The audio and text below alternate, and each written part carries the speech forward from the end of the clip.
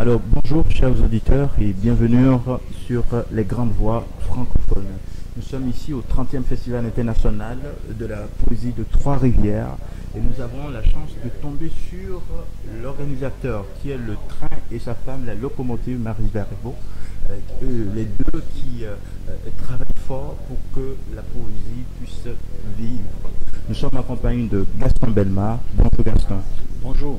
Alors, dis-nous, 30 ans de travail, 30 ans d'énergie, 30 ans de combat pour que la poésie puisse toujours vivre. Fais-nous un résumé de ces 30 années. L'objectif, c'était de redonner la poésie au public.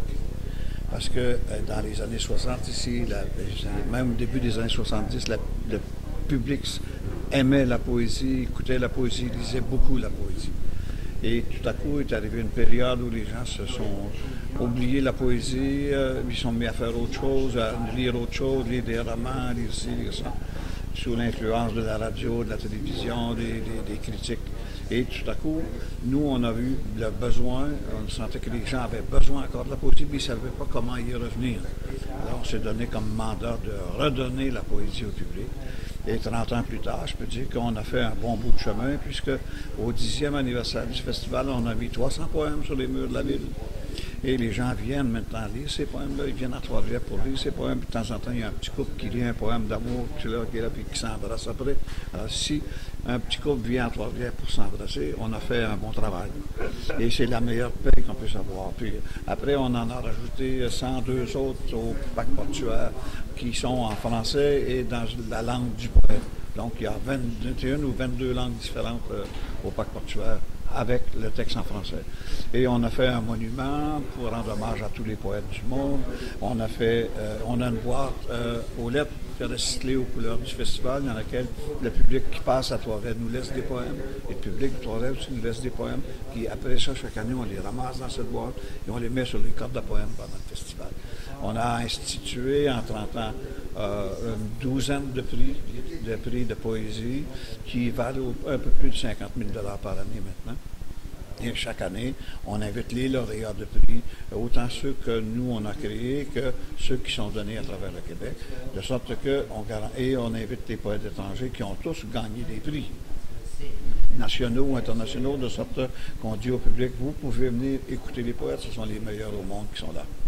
Alors, au total, depuis 30 années, vous avez accueilli plus de 300 ou plus de 1000 écrivains de partout dans le monde. La première année, il y en avait 80. Il n'y en a jamais eu moins. Donc, 30 fois 80, ça fait 2400.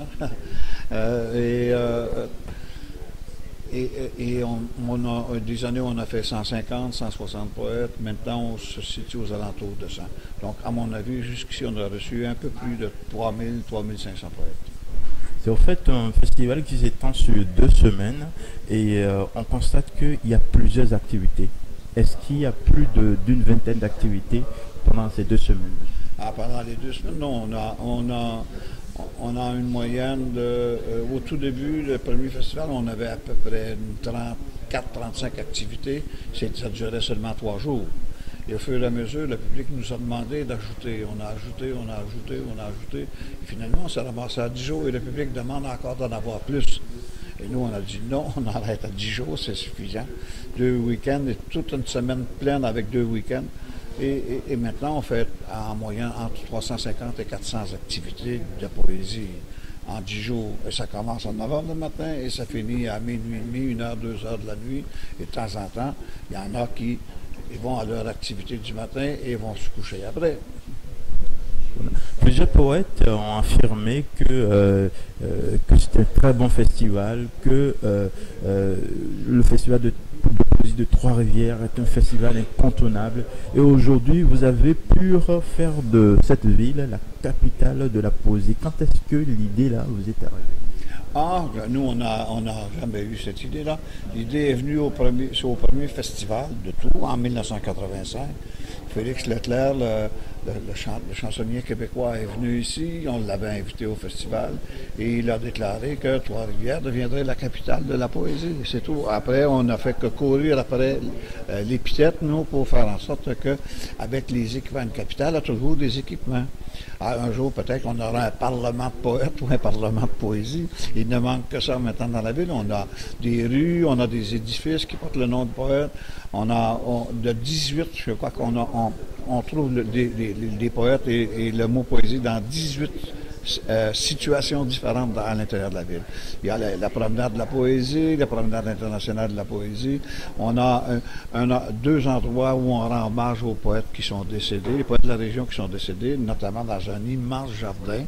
On met des cordes à poèmes dans le parc, on en met dans les jardins du sanctuaire du Cap de la Madeleine, on en met au musée des religions en Nicolette. C'est-à-dire qu'on a des équipements qui justifient que ce soit une capitale. Plusieurs villes au monde prétendent être la capitale de la poésie, mais ils n'ont qu'un festival. Et quand le festival est fini, il ne se passe rien avant l'année d'après. Alors, Trois-Rivières, capitale de la poésie, vous avez accueilli plus de 400, plus de 500 écrivains de partout dans le monde entier et qui ont affirmé aussi leurs attachements à ce festival. Alors, qu'est-ce que vous faites pour l'Afrique francophone? La francophonie est invitée très largement ici. On invite le nord de l'Afrique. On a invité des poètes de, je sais pas moi, une dizaine de pays d'Afrique jusqu'ici. On invite des poètes de France, du Luxembourg, de la Belgique, surtout de la Wallonie, la portion francophone de la Belgique. On invite les poètes de l'ouest du Canada, de l'Atlantique, des provinces de l'Atlantique. Et on invite même des poètes qui viennent de la Louisiane, qui sont des francophones, mais qui vivent aux États-Unis, et beaucoup de francophiles qui vivent au Mexique ou qui vivent en Amérique latine. Du nord jusqu'au sud, il y a des francophones partout, des francophiles et des francophones partout. On a même un concours de poèmes pour les enfants de 6-9 ans, de 9-12 et 13-16, à qui touche une vingtaine de pays de la francophonie. On a même des poèmes qui sont écrits, qui nous sont envoyés depuis la Moldavie. Est-ce que, avec ces expériences, vous venez de faire 30 ans d'expérience avec ce festival, est-ce que la poésie doit toujours vivre? Bien sûr. Elle dit, s'il n'y a pas de poésie, qu'est-ce qu'on fait? S'il n'y a pas de poésie, il faut aller à la peinture. S'il n'y a pas de peinture, il faut aller à la musique classique. Il faut vraiment, c'est une forme d'art. Et je crois que c'est une erreur de l'avoir mis dans la section littérature. Elle devrait plutôt être dans la section artistique. La poésie, puisque c'est une sorte d'art qui découle des mots, qui vit avec les mots, qui se fait avec les mots. Donc, au lieu d'utiliser des couleurs, on utilise des mots pour créer un paysage, créer une personne, créer une émotion, faire ressentir une émotion. Alors que c'est ce que le travail du peintre, c'est le travail du musicien, c'est ça le travail. Donc, d'avoir mis la poésie avec la littérature, à mon avis, c'est une erreur. Autre que ce titre que vous avez du président du Festival international de la poésie de Trois-Rivières, vous avez fondé plusieurs autres festivals en Afrique, un peu partout. Vous êtes le président de la Fédération des festivals internationaux de la poésie. Et je veux savoir comment est-ce que vous arrivez à piloter tout ce système? Je ne pilote pas beaucoup. Il faut qu'il y ait des gens qui veulent devenir membres de la Fédération s'ils sont sérieux. Et ils vont s'occuper de leurs choses chez eux. Et nous, je communique avec eux une fois ou deux par année. Ils me font des rapports de comment ça fonctionne, comment ça évolue chez eux. Et quand tout va bien et que la Fédération n'a pas besoin d'intervenir, bien, on laisse aller. Et nous sommes toujours prêts à faire valoir les arguments. Pourquoi on fait comme ci, pourquoi on fait comme ça. Et plusieurs des festivals qui sont membres de la Fédération maintenant travaillent comme nous ici. À Buenos Aires, ils ont commencé à travailler dans les cafés, les bars, les restaurants. Ils sont presque sortis totalement du Salon du Livre. Ils gardent une journée dans le Salon du Livre et 5 ou 6 jours maintenant en dehors du Salon du Livre, dans les cafés, les bars et du même quartier, parce qu'avant, ils nous faisaient courir dans toute la ville. Des fois, on prenait 2 heures pour aller d'un quartier à un autre. Et maintenant, tout se passe là. La même chose au Sénégal. C'est la même chose dans plusieurs pays maintenant. Et on a des invitations pour aller travailler maintenant, bâtir un festival comme ici dans 2 autres pays. Alors, à part le festival de poésie de Trois-Rivières, qui est votre concurrent? Est-ce que c'est le festival de Medellín? Non, il n'y a pas de concurrence. Non, mais je parle de grandeur. Bon. Non, ici, c'est un festival de l'intimité.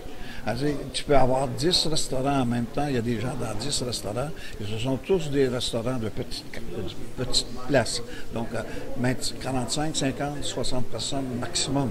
Alors, tu peux avoir 600 personnes qui sont dans les 10 restaurants. Puisque pour moi, c'est très important que ce soit le public qui choisisse ce qu'il a envie de faire, dans quel restaurant il veut aller, quel prix il est prêt à payer, c'est quoi le menu qu'il veut manger. Ça, il faut que ce soit toujours le public qui choisisse.